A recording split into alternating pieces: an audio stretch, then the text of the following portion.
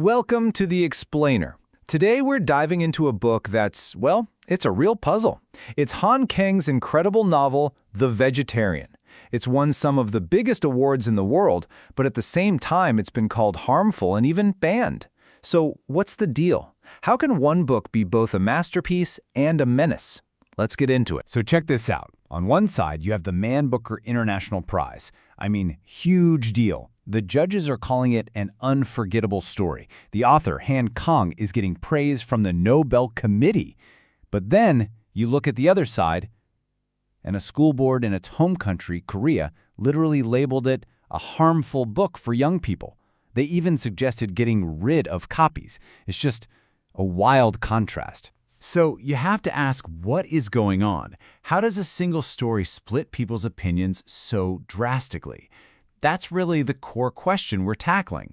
We're going to dig deep into what this book is actually about to try and solve this puzzle. Okay, so here's how we're going to break it all down. First, we'll look at the controversy itself. Then we'll get into what the book is truly about. And trust me, it's not just about vegetarianism. We'll follow the main character through 3 key stages of her journey, and we'll wrap up with a really mind-blowing interpretation that might just change how you see the whole thing. All right, let's dive into Section 1, a controversial masterpiece. We're talking about those 2 totally opposite reactions. The praise from around the world was just massive. But believe me, the backlash at home was every bit as intense. I mean, just look at this spectrum. You've got the Man Booker Committee calling it a story of shame, desire, and empathy. The Nobel Committee praising Han Kang's work. A professor seeing it as a message for the oppressed. But then, back home, you have a pastor saying its worldview isn't biblical, and of course, that school board not just banning it, but recommending its disposal. It's just a complete clash of perspectives. A perfect storm. And all this controversy really brings us to our next big point. To get why people are so divided, you have to realize this book isn't what it sounds like. It's not really about being a vegetarian. The title is almost like a smokescreen. Yeah, there's this great metaphor for it. The title, The Vegetarian, is like a curtain that hides what the novel is truly about. But at the same time, it's also the key to opening the door. Because it's not her choice that's the story, it's how everyone around her reacts to that choice. That's what sets everything in motion. Okay, so if it's not about food, then what is it about, right? Well, at its heart, it's about a woman, Yeong-hye. And it's about her radical and honestly kind of terrifying rebellion against a world that she sees as fundamentally violent. So let's get into the first stage of this rebellion. It all kicks off with a dream. You see, Yeong-hye's transformation doesn't start with some rational decision. No, it starts with a truly horrifying nightmare. Her husband describes her as completely ordinary, totally unremarkable. And then, this dream hits her. A nightmare filled with blood and raw meat, and a vision of a face that she knows is hers, but it's not. It's this moment that just shatters everything. It's like her psyche is rejecting the violence of the world.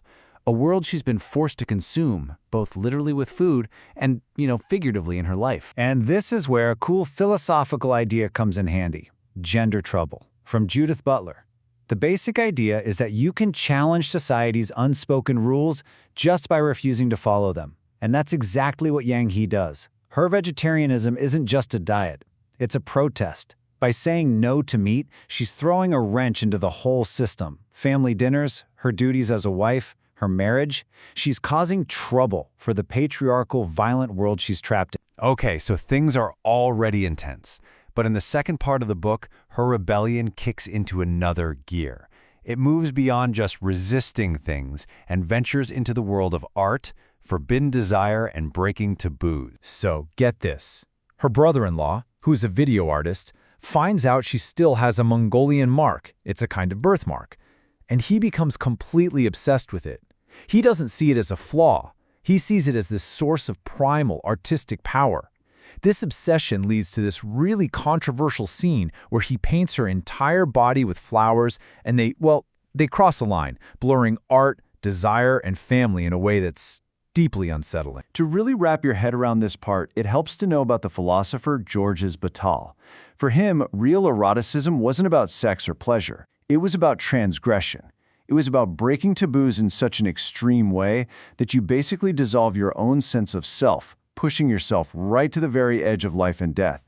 And for Yeong-hye, this becomes another way out, another way to escape the person she just can't bear to be anymore. So where does all this lead? This path of rebellion and transgression takes her to a final, surreal stage.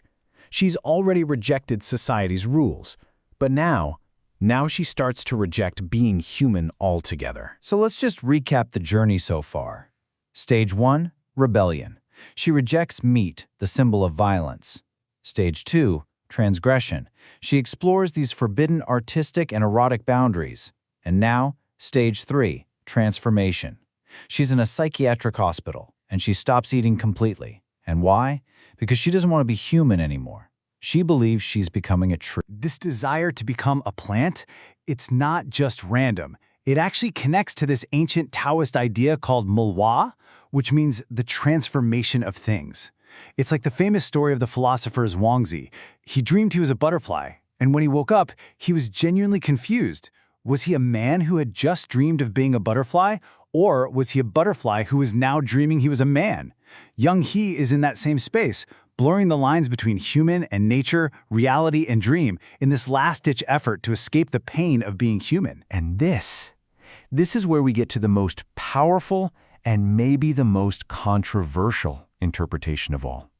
We're going to zoom out from philosophy and look at this through a theological lens, which completely reframes her entire story. Towards the end, Yeong-hye has this incredible vision. She tells her sister, "I had a dream." In it, she's doing a handstand, and leaves are sprouting from her body, and roots are growing from her hands down into the earth. It's a really haunting image, right? But it holds the key to this final profound interpretation, and that key can be summed up in a single, powerful word: kenosis. So what is kenosis? Well, it's a theological term, and it literally means self-emptying. It's the process of radically emptying out your own will, your ego, your desires, in order to become completely open to a divine purpose, or to absorb the suffering of the world. The classic example, of course, is Jesus on the cross, that ultimate act of self-emptying. And here it is, the final, really stunning argument, that Yeong-hye's journey is a modern-day story of kenosis. Think about that vision. Her doing a handstand, becoming a tree. What does that look like? It looks like a naked human on a tree. It's a kind of modern crucifixion. She is emptying herself of everything: food, family, desire, identity, her very humanity, as a radical, sacrificial answer to a world she finds unbelievably violent. So that's what we're left with. Is this just a tragic story about a woman's descent into madness, or is it something else? Is it a radical act of spiritual liberation in a world that's completely broken? A profound story about what it might actually take to live a nonviolent life in an incredibly violent world? The book doesn't give you an easy answer, and that, I think, is why it's so powerful.